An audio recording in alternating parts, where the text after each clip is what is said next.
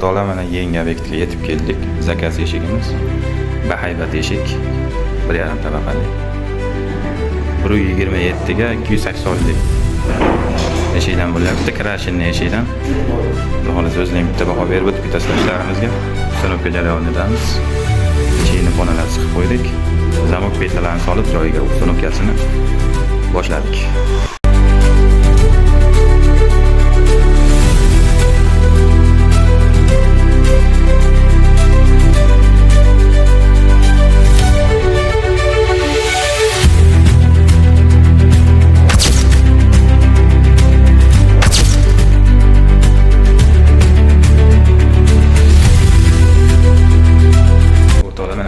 İşlerimiz joyiga o'rnatildi.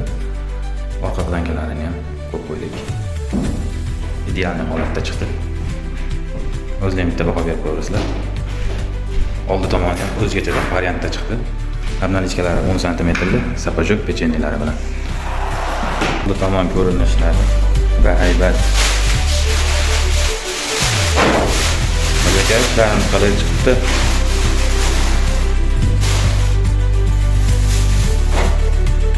Shunaqa xizmatlar kerak bo'lsa, pastdagi nomerlarga bog'lanishlari mumkin. Chiroyli qilib holatga chiqarib beramiz ishlarni.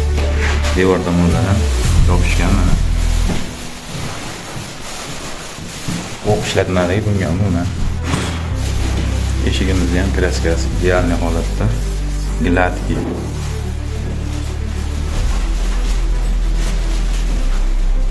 Salomat bo'lasizlar, bizni kuzatishda davom etinglar.